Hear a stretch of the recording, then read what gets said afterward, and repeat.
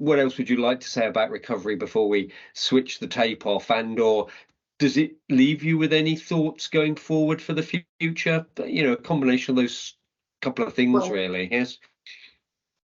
I mean, I think something that I haven't quite emphasised as much as I would have liked is that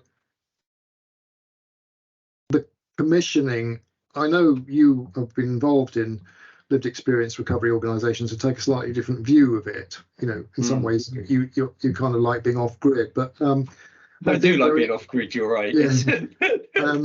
I think the idea that money should go directly to well established, you know, clearly defined lived experience recovery organisations of different scales. I mean, I'm not just talking about big organisations, but you know, maybe one or two people operating in a creative, ethical, professional way. I don't mean professional in the sense of, you know, a defined profession, but you know, they're adhering to proper standards.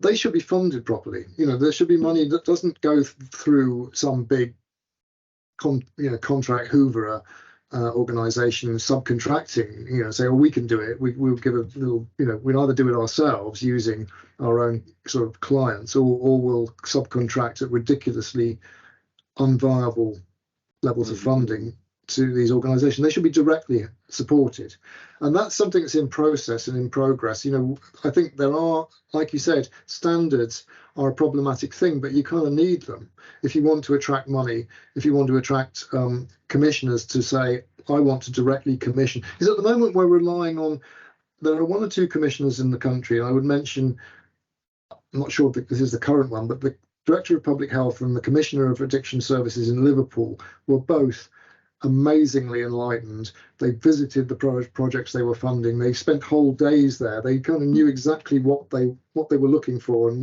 what they wanted to support. And they were also good at spotting lazy and inadequate practice and making sure that their contracts weren't renewed. And there's another chap in Essex who again really wants to be really radical about commissioning. He's almost got I think he's trying to get a commissioning panel together of people with lived experience who will actually say, this is what we need to be spending money on.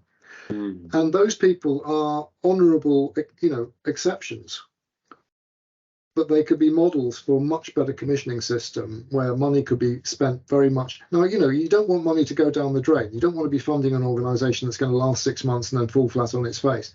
We know that. And so there's always a propensity to look for something that's going to be stable and ongoing. But there are ways of funding these things and supporting them in which will sustain their viability and sustain their and allow them to expand and allow them to build quality. And those things are very different from treatment services. You know, lived experience recovery organisations are not the same thing at all. And I think, you know, that's what I would really like to see, is much greater recognition, much more direct support, a set of standards that don't constrain the creativity and the range of what they do, but which say, look, you know, this is worth funding because it's got some stability to it. And I think I would welcome that, despite you're right, you described me that I do prefer the off-grid version. Like, you know, if we don't take any king's shilling, we're not responsible to the king, I think is the way I paraphrase that. But some sympathy with that view. I actually welcome what you're describing. If it is more realistic in the way in which that money's given, and you said that it needs to be realistic and supportive, then I think I would really welcome that. I think that, you know, that's the important part of that.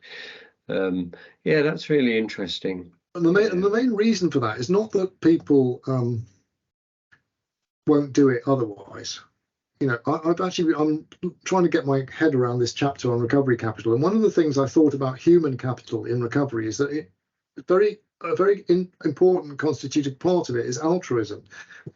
People giving stuff away for free. Yeah.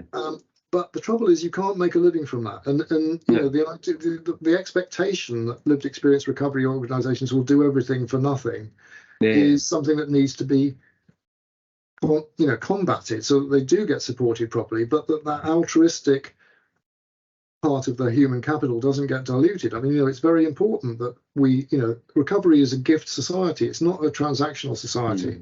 It's not a commercial society. And you struck me as one of the things that I find undermines some of the, you called them when you talk about those much smaller, recovery organisations, the one or two people ones, it only really takes a pressure for one or other of them to need to go and just do some other normal stuff, get a full-time job, pay a mortgage, start their family, look after other, that it then just pulls the rug under something. And like you say, people need to earn a living. And I think I've seen that a number of times when, and other people just call it, well, they've moved on, but they didn't actually necessarily want to move on. They were compelled to move on, if that makes sense, because there was no alternative. Of course they are. They're going to have to move on because they need to earn some money. And the other thing is that, in a way, there is doing stuff for free is to somewhat stigmatized in neoliberal society. Yes. So in a way that certainly undervalued for probably one. For rewarding sure. people is and giving them some status is kind of important. But it doesn't want to destroy this. What it doesn't want to do is turn them into commercial organisations. Support them to be the organisations they are. Don't commission them to become the organisations you want. I think is a good way of describing some of all of that. Yeah, there is. I mean, my own recommendation would be to assess need in the community, so that if somebody is saying, look, I can provide recreational groups, I can provide sporting opportunities, or I can deliver some training, or we've got a bakery where we can train people to bake croissants and things. I mean, what the commissioner should be thinking is, do we have that?